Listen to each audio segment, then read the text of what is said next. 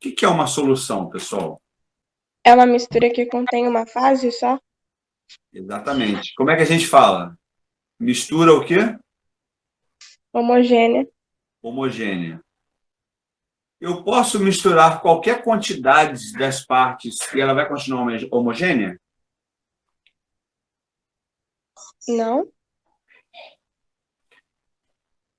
Não, sim ou depende? Depende, né? Você fala ali, depende, pô, depende. Mas tá certo, depende. Porque, olha só, imagina que eu estou fazendo uma solução de água e álcool. Água e álcool, elas são miscíveis entre si indefinidamente. Isso quer dizer que eu posso misturar qualquer quantidade de álcool com qualquer quantidade de água e elas vão se misturar até quanto for necessário. Quando a gente fala de misturas de soluto e solvente, que é o que vai compor uma solução, ela é formada de soluto e solvente. Pessoal, solvente. O que é soluto e o que é solvente? Pode falar, galera. Se errar, errou. Que dissolve? Solvente é quem dissolve. Beleza? E como é que eu faço para determinar quem é quem? Eu tenho duas formas, galerinha. Eu posso me basear na quantidade e no solvente. Como assim, galerinha? Na quantidade, por causa do seguinte: normalmente o soluto está em menor quantidade. O solvente vai estar em maior quantidade. Ok? Ok. A outra forma é perceber quem é o solvente, porque a solução vai lembrar o solvente. Quer ver? Exemplo. Se eu tiver uma colher de sal e jogar a colher de sal num frasco com água, quem é o soluto? Sal. O sal. Quem é o solvente? Água. Se é o contrário, se eu pegar um balde de sal e jogar uma colher de água, quem é o soluto? Sal. O sal. E quem é o solvente? A água. A água. Perceberam Não existe que... solvente sólido, né? Oi? Não existe solvente sólido, né? Não existe solvente sólido? É uma pergunta. Ela tá perguntando se existe. Ué, se você está considerando que foi ele que distribuiu as partículas, ele funcionou como um solvente. Entendeu a ideia? Porque quando você fala de solvente, você está falando que ele está dispergindo uma partícula. Ele está causando a dispersão de uma partícula. Ok? Então, quando você fala solvente, é aquele que dispersa. Então, ele pode ser qualquer estado de agregação. Normalmente, solvente é mais utilizado para líquidos, mas eles também podem ser sólidos. Ok? Basta que ele esteja espalhando a outra parte, que é a ideia de dispersante ou de solvente. Entendeu aí, galerinha? Sim. Então, categoricamente, a resposta é sim, existem solventes sólidos. Eu acabei de dar um exemplo aqui, ó. Se eu pego uma colher de água e jogo num balde de sal, eu vou misturar aqui e eu vou continuar observando o sal, não vou? Olha lá, ó. Eu estou olhando para essa relação agora, ó. A minha solução, ela sempre vai lembrar o solvente. Então, quando eu joguei uma colher de água num balde de sal, o meu soluto é a água, o meu solvente é o sal. Por quê? Porque eu estou observando a solução final e a solução ela vai ser um monte de sal. Entenderam a ideia? Sim. Belezinha? Pronto. Então, essa é a ideia de soluto e solvente. Para pouquíssimas substâncias, eu tenho essa interação que eu falei do álcool, em que eu posso misturar quantidades infinitas de soluto e solvente e eles vão se misturar. Na maioria dos casos, galerinha, eu vou ter um limite, que é a minha relação de solubilidade. Ok? Essa relação de solubilidade, ela normalmente vai estar num gráfico chamado gráfico de solubilidade. Esse gráfico de solubilidade, ele vai relacionar a quantidade de soluto que ele dissolve a uma dada temperatura. Então, aqui eu tenho a temperatura, em graus Celsius, por exemplo, e aqui eu tenho gramas de soluto por 100 gramas de solvente. Normalmente, o solvente é água, viu, galerinha? Normalmente. E aí, pessoal, eu posso ter dois tipos de dissolução. Uma dissolução endotérmica e uma dissolução exotérmica. O que isso quer dizer? Na dissolução endotérmica, conforme a temperatura vai aumentando, a solubilidade vai aumentando. É uma dissolução endotérmica. Beleza? Tá gravando aula, povo? Tá, né? Tá. Tá, Sim. beleza. Show de bola. Então, a dissolução endotérmica, conforme eu aumento a temperatura, a solubilidade aumenta. Na dissolução exotérmica, conforme eu aumento a temperatura, a solubilidade diminui. O que Por que quê? quer... Oi? Por quê? Por que a solubilidade diminui? Por conta das interações que vão acontecer das partículas entre si, principalmente em relação à tensão das cargas. Lembre-se que quando a gente fala dissolver, a gente é o mesmo que falar entremear. Eu estou colocando uma partícula no meio de outras partículas. A tendência, e a maioria dos sais, dos solutos, eles são endotérmicos, ou seja, quando eu aumento a temperatura, a dissolução aumenta. Então, isso vai ser principalmente ocasionado pelo aumento de espaço entre as partículas devido ao estado vibracional, que é a temperatura. Quanto mais quente uma matéria estiver, mais vibrante ela vai estar. Quanto mais vibrante ela estiver, maior a distância média entre as partículas, mais eu consigo colocar coisas ali no meio. Então, a maioria das dissoluções são endotérmicas. Mas existem dissoluções que, quando eu colocar ela no meio das partículas, o grau de agitação vai fazer com que haja uma diminuição da capacidade de retenção. E aí a solubilidade diminui. São poucos os sais, como, por exemplo, o sulfato de sério, né? O sulfato de sério, ele é exotérmico, né? O sulfato de sério, ele é um desses aí, mas são bem raros. A maior parte dos sais são endotérmicos, então eles vão corresponder a essa curva aqui. Viu, galerinha? De boas aí, povo? Muito bem.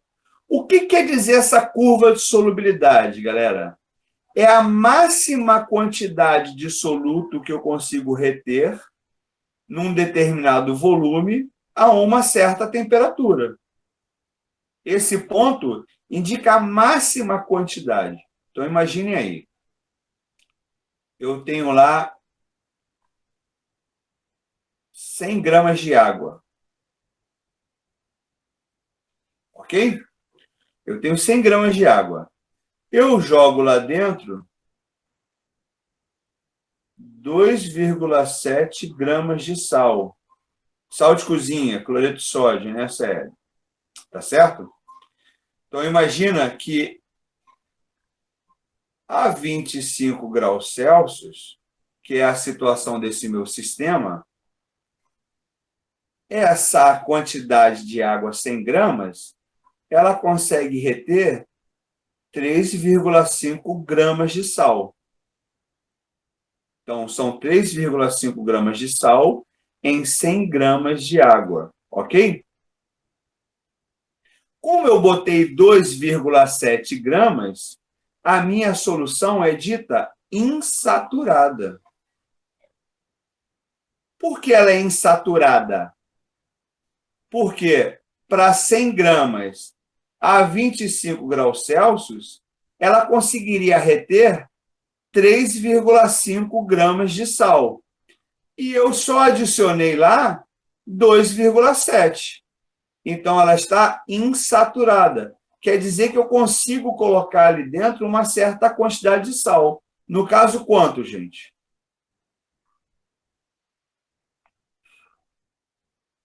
Até 3,5. Isso, ou seja, 0,8 gramas de sal. Então, eu ainda vou conseguir dissolver 0,8 de sal para que só depois comece a sobrar sal precipitado aqui no fundo, que a gente chama de corpo de chão. Esse corpo de chão, galerinha, na mesma temperatura, ele não se dissolve. Você pode agitar isso aqui o quanto você quiser. Isso aqui não vai dissolver. Por quê? Porque eu estou em cima do meu ponto de saturação. Beleza? Então, a minha solução ela pode ser insaturada ou pode ser saturada se eu tiver exatamente aqui em cima. Então, imagina que em vez de ter 2,7 gramas de sal, eu tenho adicionado lá dentro exatamente os 3,5 gramas de sal. Eu estou a 25 graus Celsius, eu tenho 100 gramas de solvente, 3,5 gramas de sal faz a solução estar saturada, mas ela vai estar sem corpo de chão. Perfeito? Se eu decidir jogar ali dentro... Caraca, peraí. Se eu decidir jogar ali dentro um único grão de sal, esse grão de sal não vai se solubilizar. Espera aí que eu fiz errado aqui. Uai, apagou a minha parada, velho. Então, voltando aqui a minha conversa, povo, ó. Curva de solubilidade, foi mal que apagou aqui. Solubilidade endotérmica, 3,5 gramas por 100 gramas. Temperatura, aqui a 25 graus Celsius. Aí nós falamos que eu tenho um sistema em que nesse sistema tem 100 gramas de água e eu joguei lá dentro 3,5 gramas de sal. Como eu estou a 25 graus Celsius, eu tenho uma solução que ela é Saturado. saturada. Gente, falem mais. Eu gosto tanto quando vocês participam assim, quando eu falo, eu digo que a solução é saturada. Show de bola. Mostra que vocês estão ouvindo, estão entendendo, estão percebendo.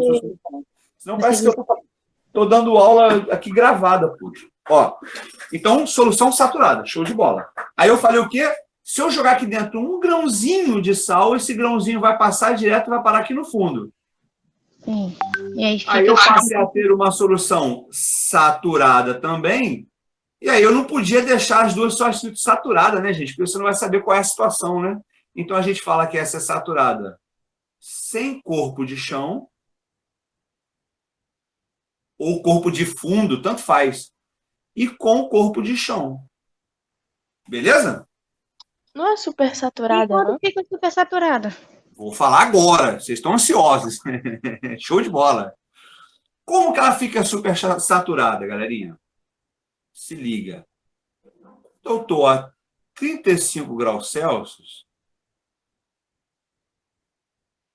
Eu consigo dissolver 3,7 gramas. Ok? Como é que eu vou fazer a solução supersaturada? Eu vou pegar um pote, vou botar dentro desse pote 100 gramas de água, vou colocar dentro desse pote 3,7 gramas de sal e vou elevar a temperatura até 35 graus Celsius. Que solução eu vou ter, povo?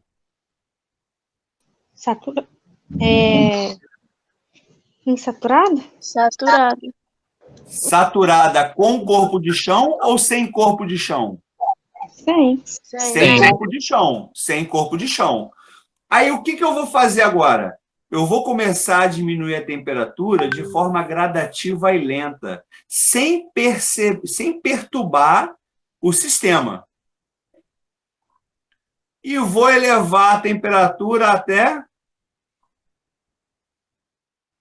25 graus. 25. Se eu fizer isso de forma lenta e gradativa, sem perturbar o meio, eu vou conseguir chegar aos 25 graus Celsius sem formar corpo de chão. Eu vou ter 3,7 gramas de sal dissolvidos em 100 gramas. Lembrando que, nessas condições, ele só consegue reter 3,5 gramas. Mas como eu fiz de forma lenta e gradativa, sem perturbar o meio, o sal conseguiu ficar estabilizado aqui no meio. Essa solução é uma solução supersaturada. Ok? Ok. Mas tem como ser uma solução supersaturada com corpo de chão? Não, aí ela ficou saturada. Se aparecer o corpo de chão, é porque ela ficou saturada. Beleza? Uhum. Tranquilo, tia? Tranquilo, tio. Então, Aí depois de um solução... tempo aí vai formar o corpo, né?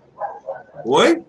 Depois de um tempo passado ele vai formar o corpo de chão, não é mesmo? Só se você perturbar o sistema. Se você for na mesa em que o sistema está e bater, se você jogar aqui dentro um grãozinho de sal, quando você jogar aqui dentro um grãozinho de sal, esse sal ele vai perturbar o meio pela presença dele, ele vai virar um germe de cristalização, ou seja, a cristalização vai começar a se formar ao redor dele e outras cristalizações vão aparecer. E aí vai formar o corpo de chão.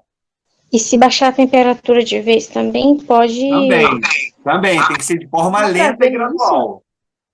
Então, qual é a ideia, galerinha? Solução supersaturada, ela é altamente Estável, né? instável. Beleza? Guardem isso. As soluções supersaturadas são instáveis. Quer dizer que ela vai se dinamizar. Ela vai para outra forma. Ela vai mudar. Belezinha? Dá para ver quando você perturba o sistema e começa a formar corpo de chão? Dá para você ver na hora. Se você bater na mesa, na hora você vê aparecendo os grãozinhos de cristal no fundo, né? Se a gente estivesse em aula presencial, eu ia tentar reproduzir esse experimento lá no laboratório.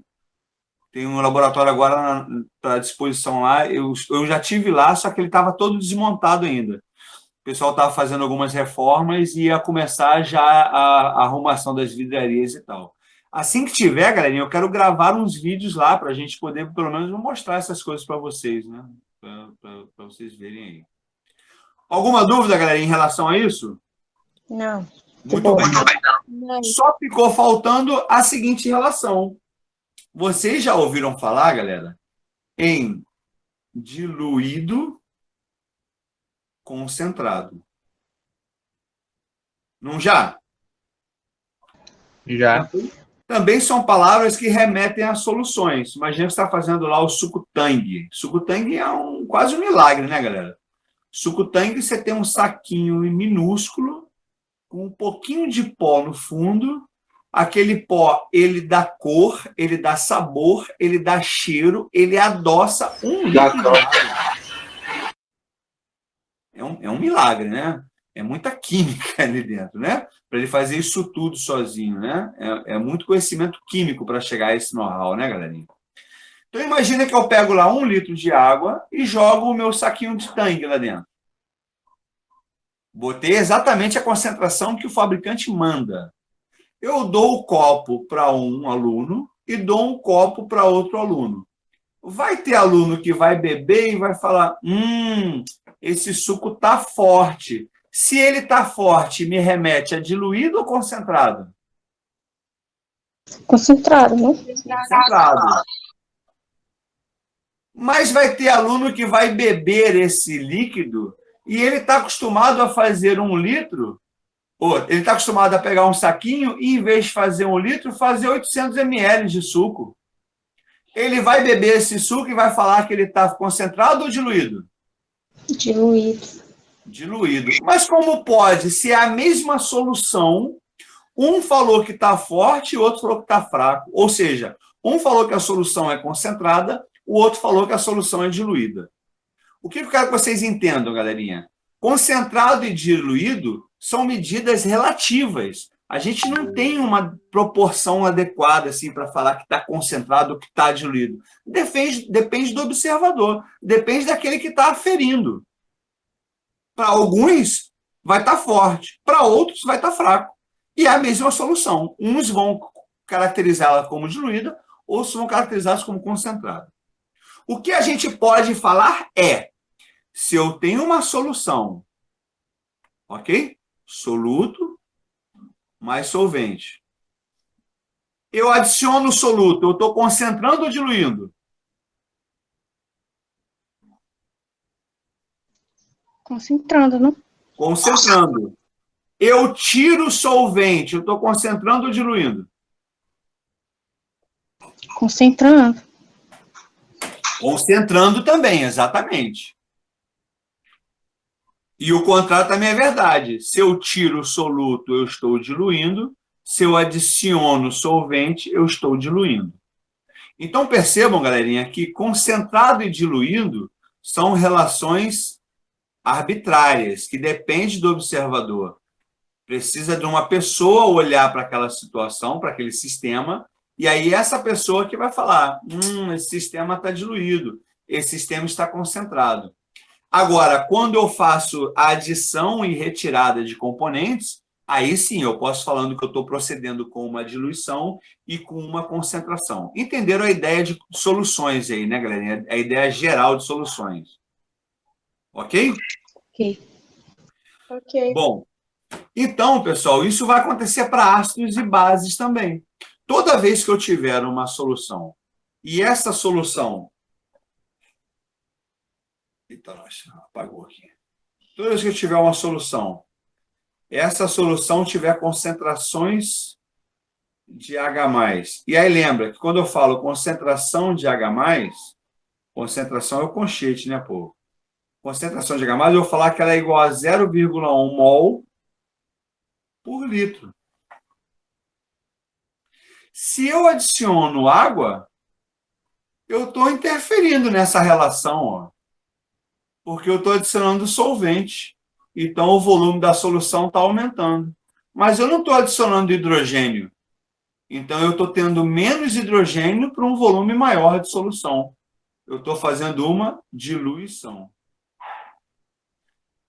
Ou seja, quando eu faço uma diluição, eu tenho uma alteração do meu potencial de hidrogênio. Ele vai alterar, porque eu estou alterando a concentração dele. Lembrando, né, que o potencial de hidrogênio ele vai ser igual ao menos log da concentração de H+. Então, toda vez que eu adiciono água, eu estou fazendo uma diluição. E, portanto, o meu ácido está ficando menos ácido. Ok? Ou o pH está aumentando, eu posso falar assim também, né?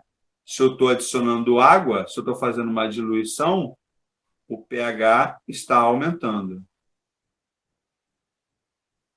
Aí, em relação à concentração de OH-, vai ser a mesma coisa, né? Porque ele não vai ser o inverso aqui do pOH, não é a mesma coisa? A gente falou que pH mais pOH dá 14, né? Então, a mesma coisa. Quando eu tiver o pOH e tiver a diluição, o meu pOH diminui. Ou, meu pOH não, meu pOH aumenta também, perdão. O meu pH diminui. Desculpa aqui, galerinha. Meu pH diminui. Então, pessoal, de forma geral, a gente pode falar assim, olha, numa diluição em que eu esteja aumentando a quantidade de solvente pela adição da solução pela adição de solvente, o pH ele vai aumentar. Beleza? E se eu tiver uma solução básica, o pH ele vai diminuir. Tá tranquilo, povo? Tá. Tá de boa, né? Se não estiver entendendo, fala, galera. Às vezes eu fico pensando mais na frente, eu acabo antecipando algumas palavras, eu fico com medo disso enrolar vocês. Mas se vocês tiverem prestado atenção direitinho, tira a dúvida comigo aí. Beleza? Então, toda vez que nós fizermos uma diluição, adicionando solvente, vai haver uma diminuição das concentrações, tanto de H+, como a de OH-. Perfeito? E aí, nós falamos que a variação de uma unidade de pH corresponde a qual variação da concentração de hidrogênio? Vocês lembram? Falando na aula passada. Fizemos até um exercício. Pode repetir? A gente falou assim, olha, se o pH varia, imagina que o pH, deixa eu apagar isso aqui. Imagina que o meu pH, peraí, eu tenho um pH 6, tá certo? pH 6. Eu vou para um pH 7, porque eu adicionei água. Tá certo? Tinha um pH 6, adicionei água, fui para o pH 7. Foi um aumento de quantas vezes na concentração de H+? 10. Hã? 10. 10 vezes. Beleza? Porque é log, né? Então, a concentração vai aumentar 10 vezes. Belezinha, povo? A gente desenrolou essa ideia aí na aula passada. Bom. Peraí, que eu estou fazendo coisa errada aqui.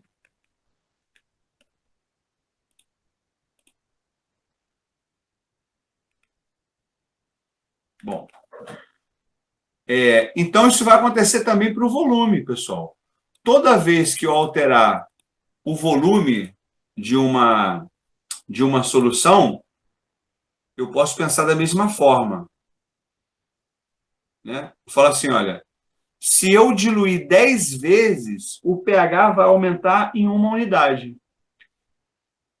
Se eu diluir 100 vezes, o pH vai aumentar em 2 unidades. Então, imagina que eu tenho 10 ml de uma... Eu tenho 10 ml... Deixa eu botar aqui. Vou botar um low aqui. Imagina que eu tenho 10 ml de uma solução com pH igual a 3. Ok? Se eu adicionar 100 ml aqui, qual vai ser o meu pH final? 100 ml de água. 5. Vai ser 5, exatamente. Justamente por causa dessa relação, né? Que a gente aumenta, quando a gente dilui em 10 vezes, a gente aumenta uma unidade. Quando a gente dilui 100 vezes, a gente aumenta em 2 unidades. Tá 3 quilos, povo, até agora? Tá. Estão entendendo aí? Vamos fazer um exercíciozinho para dar um reggae na cabeça? Fazer o primeiro exercício aí, ó. Se Oi? tiver, por exemplo, 10 ml de água e eu adicionar, sei lá, 63 ml. Não, calma. Não vamos invadir. Calma. Tem como fazer também, mas vamos primeiro resolver por proporções exatas na base 10. Depois a gente vai chegar a essa conclusão que a gente vai ter que usar uma equaçãozinha para determinar o quanto houve a variação do pH. Belezinha? Vamos fazer aí, galerinha, o primeiro exercício, ó, em classe. Aí, nós que temos, vou fazer 1 ou 2 agora aí rapidinho. É o tempo de eu pegar uma água aqui. Pô, vocês não estão me vendo não e ninguém falou nada? Olha aí, galera. Tá pegando aí com vocês. Estão Esse me quer vendo de agora? propósito. Hã? Esse quer de propósito. Não é de propósito, não. Tô aqui. Olha eu aqui. É que eu devo ter esbarrado aqui a bagaça e aí sumiu aqui a parada. Mas tá nós aí. É nós na fita e o Playboy no DVD. Vamos aí, façam aí, galerinha. Eu vou desligar agora que eu vou beber água. Eu ia desligar para ir beber água. Fazer Aí, o quê? o exercício, cara. Qual exercício? Ih, velho, tá dormindo, cara. Página 215, exercício 1 e 2. Obrigada. Valeu, vou pegar água, já volto.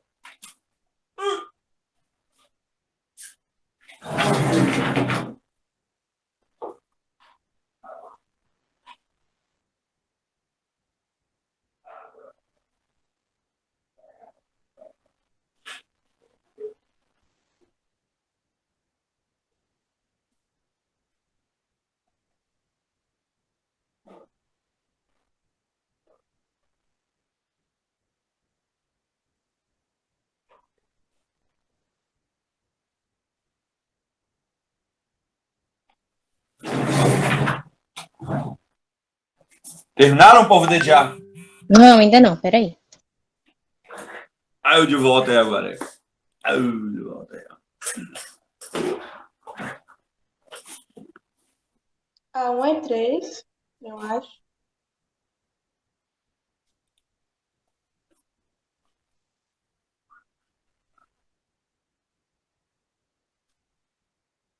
Pessoal, ficou tranquilo aí as ideias sobre solução? Guardem isso aí, viu? Solução é importante saber para vários assuntos de química, viu? Principalmente esses conceitozinhos aí, o que é uma solução diluída, o que é uma solução concentrada, o que é uma solução saturada com corpo de chão, sem corpo de chão, uma solução supersaturada, o que é uma curva de solubilidade, o que é uma dissolução endotérmica, uma dissolução exotérmica, isso tudo é bom saber, viu, gente? O tempo todo aí tá na cabeça.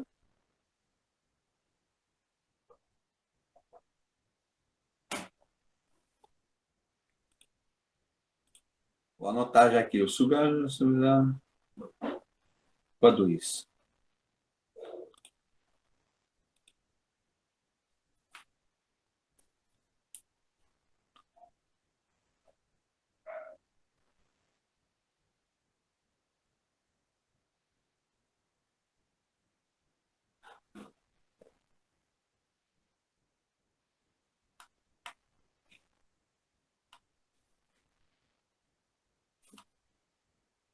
Eu acho que é C e B.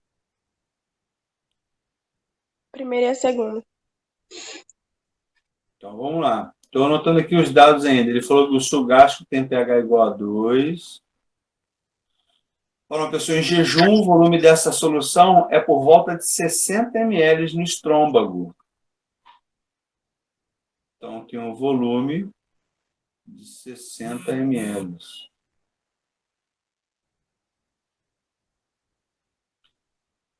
Após a ingestão de 2 copos de água, o seu volume passa para 600 ml. Ah, tranquilaço. Essa é tranquilaço. Então, o volume inicial e o volume final de 600 ml.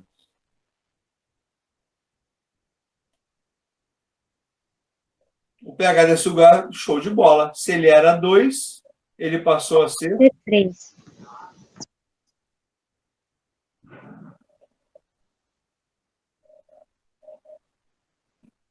3, né? Aumentou em 10 vezes, foi para 3. Show de bola. Muito bem. Essa foi muito fácil. Não tem graça, não. Vamos para a letra B, para o número 2. Deixa eu apagar aqui, que eu nem preciso usar. Alguém entendeu, pessoal? Para eu explicar mais de forma esmiuçada? De boas? Eu expliquei de novo, porque eu achei que eu tinha entendido, mas eu não entendi, não. Beleza. Ó, ele falou que o suco gástrico tem pH 2. E ele falou que no estômago ele tinha um volume de 60 ml de ácido. No final da ingestão da água, o volume foi para 600 ml. Foi um aumento de quantas vezes? Não foram de 10 vezes? 10, então subiu para 3, né? Isso. Então, se o aumento é de 10 vezes, lembrando lá que o pH ele é da base 10, ou seja, a cada modificação ou variação de 10 vezes na concentração de H+, vai resultar em uma unidade de pH de variação. Então, como ele tinha 660 ml e o pH era 2, ele aumentou 10 vezes, foi para 600, e o pH, portanto, vai aumentar uma unidade. Então, o pH agora da nova solução vai ser de 3. Que a cada 10 vezes aumenta 1, né? Isso. Como é que a gente faz isso, pessoal, na prática, em relação à concentração? A gente vai utilizar a relação ou a fórmula da concentração. Ó. Essa fórmula a gente também usa bastante ela, pessoal. Presta atenção nela aqui. Ó. Aqui é a situação inicial e aqui é a situação final. É a concentração vezes o volume. Se o pH era 2, qual era a concentração dos íons de hidrogênio, galerinha? Tem que pensar um pouquinho mais para fazer, mas é de boa. Para pensar, povo. Se o pH é 2, vocês concordam que a concentração era 0,01? Sim. Concordam? Por que ela era 0,01? Porque a gente vai falar que isso aqui é igual a 10 a menos 2. Aí, quando eu faço lá o pH, ó, vai ficar menos log de 10 a menos 2. Aí o 2 vem aqui para frente, não é isso? E aí vai ficar pH igual a 2. Beleza? Então, eu vou falar assim, olha, eu tinha 0,01 vezes 0,06 litros. Concordam? Porque é 660 ml. Não é isso? Uhum. A minha concentração final vai ser vezes o volume final, que foi 600 ml, 0,6.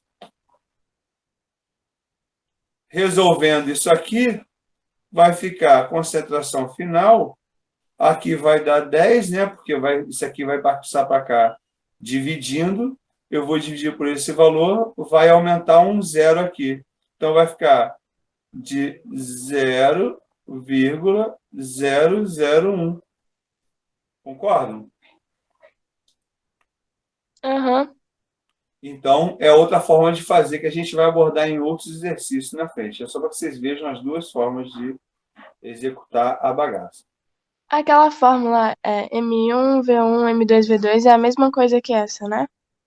Só que lá você Dá está no- trabalhando com a molaridade, mas é a mesma coisa. Na verdade, essa Aí fórmula seria a quantidade de mols do íon H+, ou está a concentração OH. de matéria. Entendi. Beleza? Então, vamos para a próxima questão. Povo de Deus. No laboratório de química, um estudante resolveu testar a influência da diluição na alteração do pH de diferentes sistemas químicos. Os seguintes sistemas foram testados. Então, ele fez uma solução de 10 ml de solução de HNO3 0,1 mol por litro, uma solução de 10 ml de solução de NaO. Quem é que lembra os nomes aí, povo, para a gente fazer um treino rapidinho? Como é que é o nome do HNO3? Perguntei na aula passada.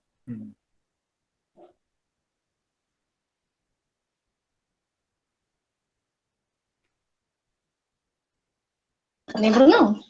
Ácido nítrico. E o NaOH?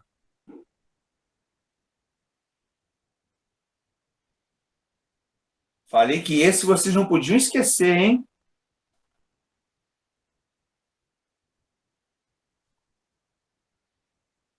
Galerinha, guarda. Esse aqui, pelo amor de Jeová, guarda.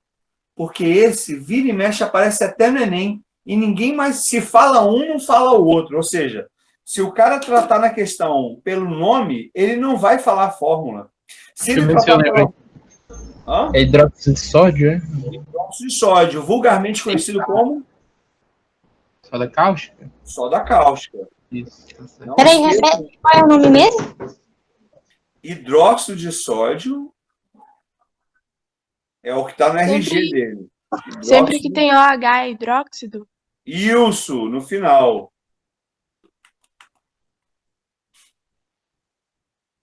Ou soda cáustica. Beleza? Guardem, viu, galerinha? O Enem cada vez mais está pedindo nomenclatura. Guarda aí, viu? Bom, Aí ele fala, então, que a solução 2 ele tem 10 ml de solução de hidróxido de sódio a 0,1 mol por litro. E na última, ele tem 10 ml de solução de HCl. Como é que é o nome? Ácido clorídrico. Ácido clorídrico, ou cloreto de hidrogênio, mas ácido clorídrico é o mais correto. Show de bola. Levando em conta que foi adicionada água em quantidade suficiente para completar 1 litro de solução. Então, presta atenção. Se ele saiu de 10 ml para 1 litro, ele aumentou em quantas vezes? 2. Todo mundo concorda ou alguém com barbante? Muito bem. Aí você está multiplicando por 100, né? Isso. Então, aqui o meu fator foi de 100, não foi? 100 vezes, né? Sim. Beleza? Aí ele vai falar aqui agora, levando em conta que foi adicionado água com das para botar na solução, o pH das soluções 1, 2 e 3. Galerinha, vamos lá. Se eu adicionei 100 ml na primeira e ele estava 0,1, o pH dele era 1. Vai pular para quanto? 3. 3. Aqui a gente já quase matou já, né? Porque só tem A e B com 3, né? Aí agora, galerinha, a gente vai se ligar lá na última. Se ele estava com 10 ml e a gente aumentou a concentração em 100 vezes, ele estava 1, 2, ele aumentou em 2 unidades, ele foi para 4. E a gente vai ter que parar na do meio, porque ambas começam com 3 e terminam com 4. Aí que tá, galerinha. A do meio é concentração de NaOH. É o inverso do pH, lembra? Então, imagina, ele estava numa concentração de OH de 0,1 mol por litro. Quando eu adicionei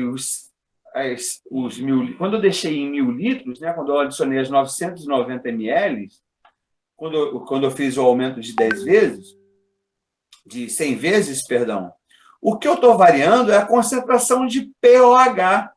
Então, o valor tem que ser o contrário. Observe que, quando eu estava com 10 ml numa solução de NaOH, qual era o meu pH, pessoal?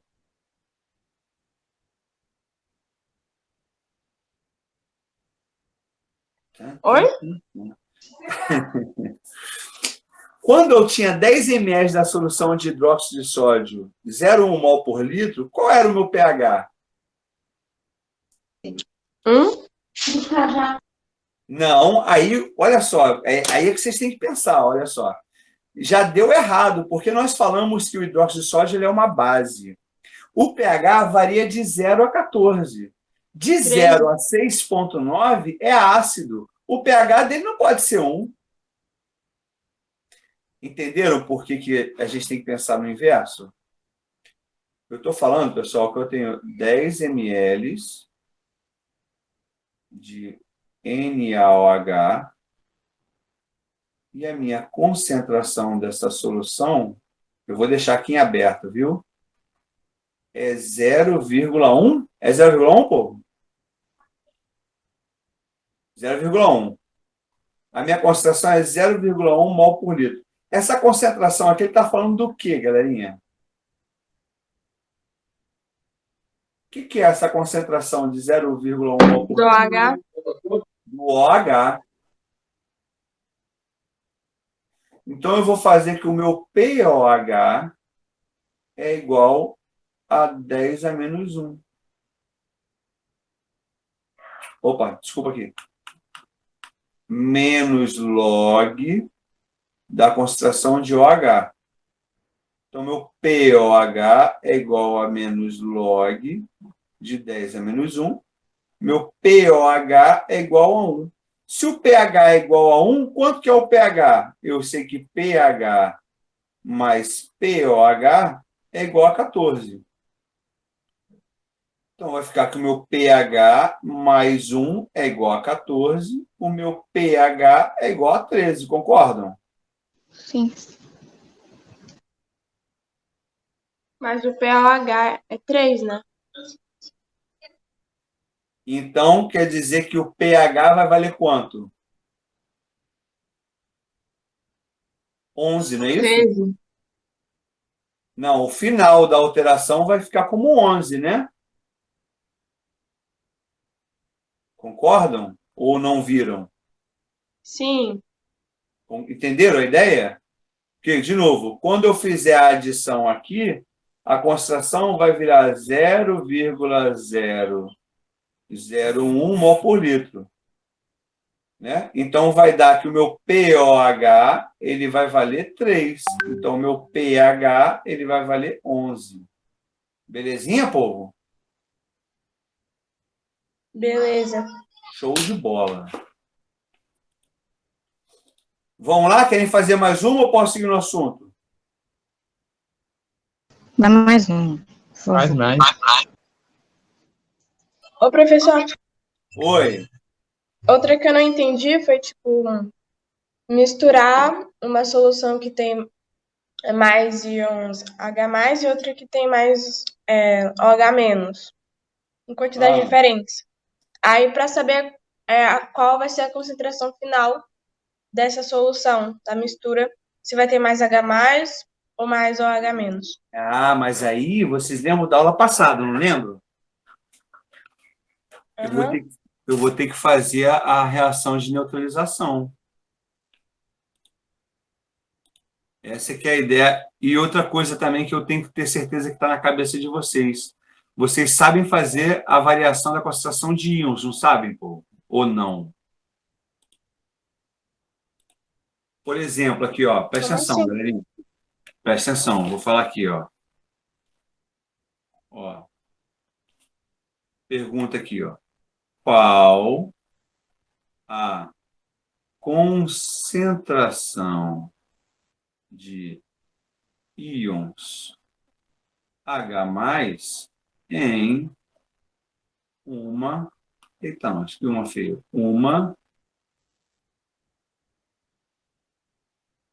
solução de 0,1 mol por litro de H2SO4. Qual é o nome do H2SO4, povo?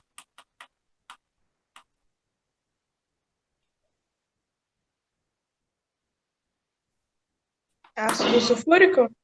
Ácido sulfúrico. Galerinha, assim como eu pedi a atenção de vocês para falar da soda cáustica, que é o NaOH, eu quero o mesmo carinho e atenção para o ácido sulfúrico. O ácido sulfúrico, galerinha, é um ácido, se não o mais importante, é um dos mais importantes. Eu acredito que ele seja o mais importante. O ácido sulfúrico ele é tão importante, pessoal, que no passado a gente falava se uma nação ela era emergente, ela era subdesenvolvida, ou ela era de primeiro mundo, em relação à quantidade de ácido sulfúrico que essa nação produzia. Sabiam disso? Não. Não. Não? Então vocês não vão saber o porquê. O que acontece, galerinha? O ácido sulfúrico ele é utilizado em larga escala na indústria. Então, se você tem uma nação que consome muito ácido sulfúrico, é porque ela é muito industrializada. Antigamente, se determinava se a nação ela era industrializada ou não pela quantidade de ácido sulfúrico que ela mexia, que ela consumia, né? Que ela produzia e que ela consumia, evidentemente. Beleza? Então, guardem o H2SO4, que é um ácido importante também, o ácido sulfúrico que mexe aparece aí, né, nas questões. Pessoal, para pensar aí e me diga o que vai acontecer. Qual a concentração de íons H+ em uma solução de 0,1 mol por litro de H2SO4? O que a gente tem que fazer aí?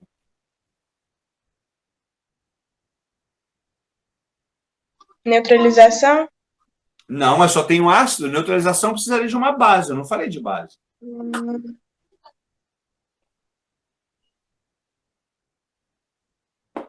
Como é que é o nome, pessoal, do fenômeno do ácido liberado? Oi? Redução? Não, redução é eletroquímica. Ai, não sei não. Ó, redução é quando o NOx do elemento ele diminui, aí ele sofre uma redução. Beleza? O número reduz porque ele ganha elétrons.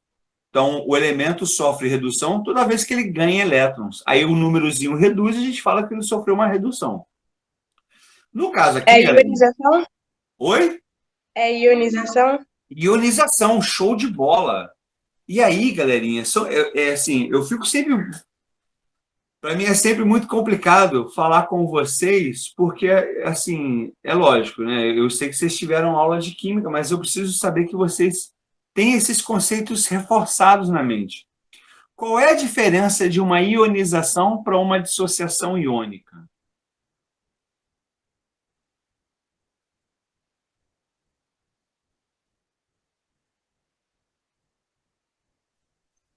Não?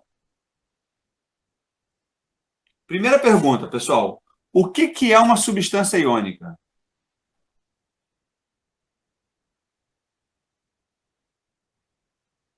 Fala, povo. É uma que doa elétron e outra que recebe? Isso. Como é que é? É um metal, normalmente, né? Ligado a metal. O metal doa elétron para o metal. Quando o metal doa elétron para o metal vai ficar com carga positiva. Quando o ametal ganha o elétron, ele vai ficar com carga negativa. Peraí, tá feio isso aqui, peraí. Então vai ficar... Quando ele doar elétron, ele vai doar X elétrons, e quantos elétrons ele doar, ele vai ficar com carga positiva. O ametal, quando ganha elétrons, ele vai ganhar Y elétrons e vai ficar com carga negativa. Aí a gente faz aquela cruzadinha, não é isso? E aí vai ficar MY-AX. Concordam, povo? Uhum. É tipo quando eu falo assim, ó, o alumínio 3+, se ligou ao oxigênio 2-. E aí eles formaram o Al2O3. Aí, para balancear, a gente só bota aqui, né? 2 aqui e 3 aqui. E pronto, tá balanceado, né? É a equaçãozinha aí, ó. Concordam, galerinha? Sim. Como é que é o nome da força que une esses caras aqui para formar o óxido de alumínio?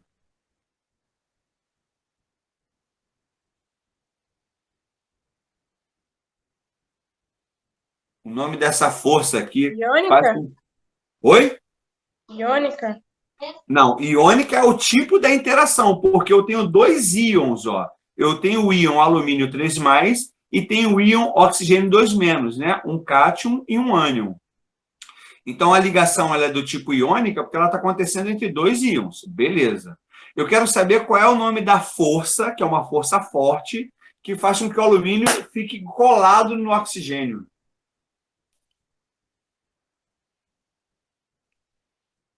Guardem isso, galerinha. Chama-se interação eletrostática. Beleza? Então, como é que funciona, pessoal? A interação eletrostática faz os íons ficarem unidos, porque eles têm cargas opostas. E essa diferença de carga ela gera uma força forte. E aí eles vão ficar na forma iônica. O que vai acontecer com a substância iônica? Ora, eu já tenho os íons. Aqui eu já tenho os íons presentes. Quando eu boto isso na água, ela vai apenas se separar.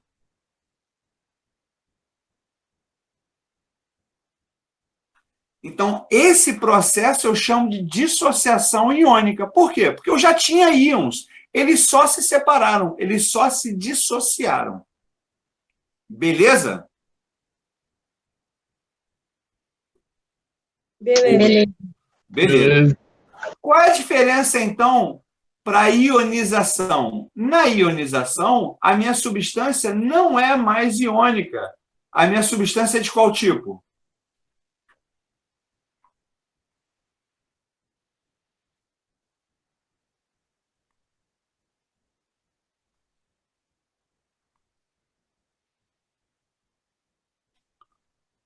Como é que é, povo?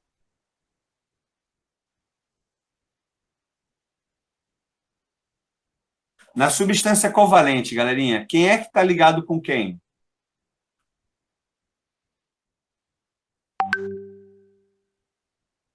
Xiii, não lembro nem do comecinho, deu ruim. Deu ruim. Deu ruim. Porque tudo que a gente está falando depende dessa base aqui, povo. Ó. O que é a substância covalente, pessoal? É quando eu tenho um ametal ligado em outro ametal. Ametais querem ganhar elétrons. Aí ele só tem uma saída, compartilhar elétrons. Um ametal compartilha elétron, outro ametal compartilha elétron. Exemplo, a água, né? H2O. Olha lá. O hidrogênio só tem um elétron na camada de valência, mas ele precisa de dois, porque ele quer ficar igual o hélio, que tem dois, né? Ele segue a teoria do dueto. Ele está ligado ao oxigênio, que por sua vez tem na camada de valência. Deixa eu até mudar a cor aqui, peraí. O oxigênio tem na camada de valência 6 elétrons. Beleza? Ué? Qual é a tua, velho? Foi mal, povo. O oxigênio tem 6 elétrons na camada de valência.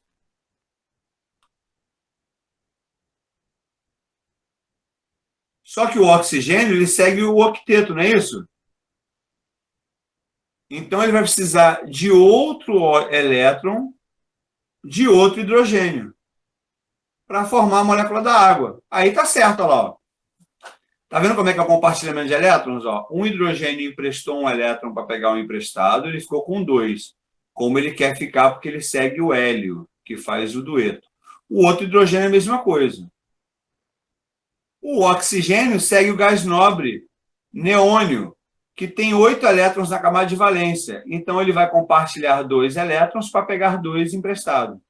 Então, percebam que na substância covalente, eu tenho ametal compartilhando elétrons com ametal. Ok? Ok. Só que vão existir substâncias covalentes que vão formar íons em água. O exemplo é o ácido clorídrico. O hidrogênio tem um elétron, ele vai se ligar ao cloro, que tem 7 elétrons. O cloro segue o octeto, está com 8 elétrons. O hidrogênio segue o dueto. Só que quando eu coloco essa substância, o ácido clorídrico, em água, percebam que aqui não tem íons, viu, pessoal? Mas quando eu coloco ele em água, ele forma íons. Ocorre uma quebra, esse elétron vai para o cloro. O cloro fica com 8 elétrons e uma carga negativa. O hidrogênio fica sem elétrons com uma carga positiva. Então, perceba que de uma substância covalente eu fui capaz de formar íons. Por isso que eu chamo essa situação de uma ionização. No de cima, eu já tinha uma substância iônica. Os íons apenas se separaram. Eu tenho uma dissociação iônica. Pessoal, entenderam a diferença? Sim. Entenderam a diferença? Na dissociação iônica, é quando há separação dos íons da substância, que já era iônica. Os íons apenas se separaram. Os íons estavam juntos pela interação eletrostática, a água foi lá e separou esses íons. Então, eu chamo de dissociação iônica. Na substância covalente, eu não tenho íons, mas algumas substâncias, como são o caso dos ácidos, quando eu jogo essa substância na água, ela também vai formar íons, mesmo não tendo íons anteriormente. E aí, a esse fenômeno a gente chama de ionização. Belezinha? Se o H+ está sem um elétron para se ligar, ele sempre vai procurar outro átomo para se ligar? Sim, porque ele, na forma de H+, ele é muito instável, o que faz os ácidos serem muito dinâmicos. Os ácidos sempre são muito reativos, justamente porque esse hidrogênio está sem elétron. Beleza? Ele tem uma força oxidante muito grande, Porque ele consegue arrancar elétrons de outros elementos. Belezinha? Então, presta atenção, pessoal. Voltando à pergunta. Eu tenho o ácido sulfúrico. O ácido sulfúrico em água, ele vai sofrer uma ionização ou uma dissociação iônica?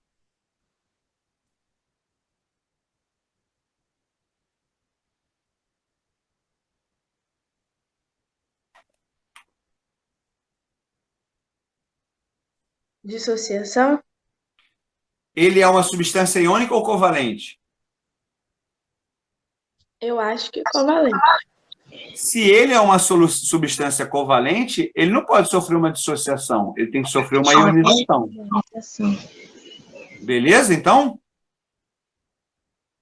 Então, o ácido sulfúrico, ele é uma substância covalente, ou seja, aqui no H2SO4 não tem íons. Está todo mundo ligado compartilhando elétrons, né? Um enxofre está ligado a um oxigênio, que está ligado a um hidrogênio, outro oxigênio, outro hidrogênio, outro oxigênio, outro oxigênio. Esse é o ácido sulfúrico, H2SO4. Ok? Ok. Então, ele é uma substância covalente. Em meio aquoso, ele vai sofrer uma Ionização. ionização. Então, guardem isso. Os ácidos sofrem uma ionização. Como é que vai ficar aqui, galerinha? Vai quebrar onde aqui? No H. No H. Então, vai ficar H mais SO4, 2 menos. Tá certo? Tá. Não! Por que não? Me fala você. Pera. Tá faltando um H. Isso, não está de acordo com a lei de Lavoisier. Agora vai ficar legal. É. Tá. O que isso quer dizer, então, galerinha? Se eu tenho 0,1 mol por litro de H2SO4, eu vou ter 0,2 mol por litro de hidrogênio e 0,1 mol por litro de SO4, 2 menos. Concordam? Por quê? Porque a proporção é 1 para 2 para 1. Para cada um desse, eu gero 2 desse. Para cada um desse, eu gero 1 desse. Então, se eu tenho 0,1 mol por litro de ácido sulfúrico, eu vou ter 0,2 mol por litro. Entendi. Oi? Mas aí, por exemplo, se só tivesse um H+, seria 0,1 e o SO4 seria 0,1. Por que não seria 0,1 dividido para 2? Vamos falar do ácido nítrico, HNO3. Beleza? Ele é um ácido monoprótico, ele só tem um hidrogênio para sair. Ó. A proporção dele vai ficar como? H mais NO3 menos. Não é isso, gente? Sim. Sim. Então, a proporção é 1 para 1 para 1. Ah, professor, mas se eu tiver 5 HNO3? 5 para 5 para 5. Concordam? Sim. Por quê, galerinha? Ó, eu tenho 5 vezes a molécula do HNO3. Em 5 moléculas de HNO3, eu tenho 5 hidrogênios e eu tenho 5 NO3, concordam? Uhum. É a mesma coisa que aconteceu em cima, ó. Só que em cima eu não tinha uma unidade, eu tinha 0,1 mol por litro. Então, se eu tinha 0,1 mol por litro de ácido sulfúrico, eu vou, como a proporção aqui é de 1 para 2, então, a cada 0,1 mol de H2SO4, eu vou gerar 0,2 mol de H+, e 0,1 mol de SO4. Tranquilo, povo? O que eu não tô entendendo é que, tipo, se de um lado tem 0,1 mol por litro, por exemplo, no HNO3, do outro lado não devia ter só 0,1 também? Mas tem só 0,1. Só que eu tenho 0,1 de cada um. Por quê? Porque aqui é o todo. É igual eu falar assim, olha, eu tenho 5 quadrados e bolas. Não é o mesmo que eu falar que eu tenho 5 quadrados e 5 bolas? Aham. Concorda comigo? Aqui eu estou só generalizando, eu estou falando que eu tenho 5 quadrados e bolas. Mas quando eu separar, eu continuo tendo 5 quadrados e 5 bolas. É a mesma ideia aqui de cima. Eu tenho um H2SO4. Quando eu separo, a própria fórmula me mostra que eu tenho 2 hidrogênios. Para cada fórmula de ácido sulfúrico, eu tenho 2 hidrogênios. É isso que está mostrando aqui, ó. Opa, desculpa. Para cada fórmula de H2SO4, eu tenho 2 hidrogênios. É isso que está mostrando a equação. Agora eu só vou jogar na proporção. Se eu tiver 1000 H2SO4, eu vou ter 2000 hidrogênios e 1000 SO4. Beleza? Ou ainda está enrolado? Beleza. Mas você entendeu, tia, a ideia? Sim, essa parte da proporção eu entendi. Entendeu por que ficou 2 aqui, em vez de 1 e 1? Isso aí eu entendi já. Por que você não entendeu, então, minha querida? Foi só essa parte de no HNO3 ter 0,1 e no outro lado ter H com 0,1 e o SO3 com 0,1. Aí Você eu ainda não não entendi entendeu. porque eu não entendi porque não ficava, por exemplo, 0,1 sobre 2. Mas aí você explicou, eu entendi. Entendeu? Show de bola. Então, essa é a ideia. Lembrando, né, pessoal, que isso aqui não é o que acontece na real. Porque na real, cada ionização ela vai acontecer uma vez por vez. O que eu quero falar com isso? Quando o SO4, ele primeiro sofre uma ionização, aí ele vai virar H+, mais HSO4-. Aí esse HSO4- ainda tem hidrogênio para ser ionizado. Ó. Aí ele volta para cá. HSO4-, ele vai liberar esse outro H+, e vai ficar SO4, 2-.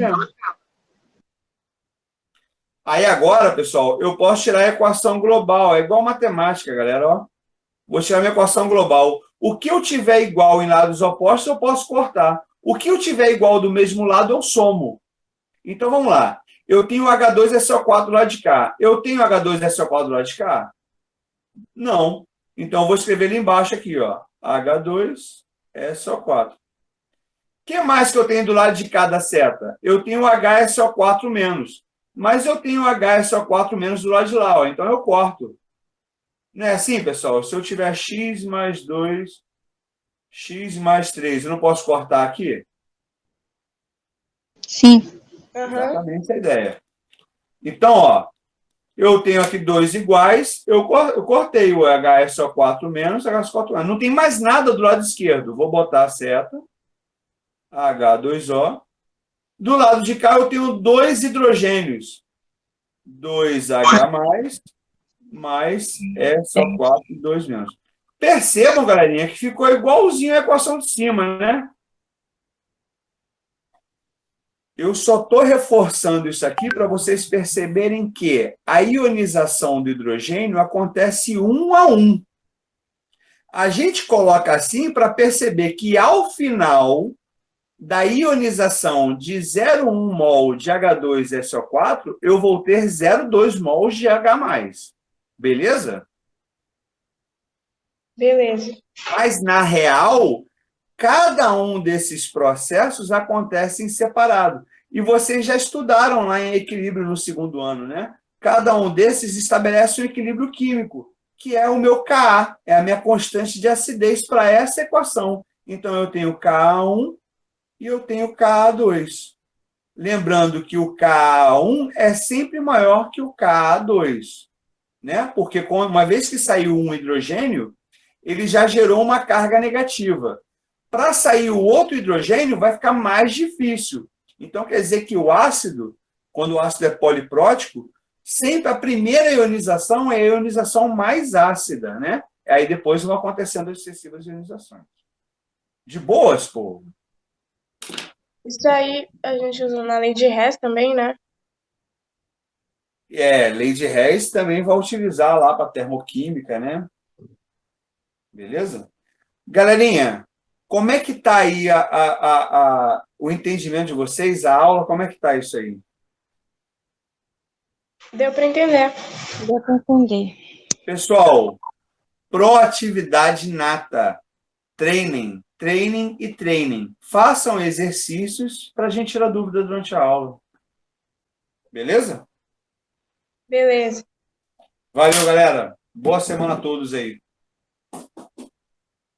Tchau. Beleza, valeu. Tchau, galerinha. Fiquem com Deus. Tchau. Valeu, valeu, valeu. Valeu, povo. Fiquem na paz.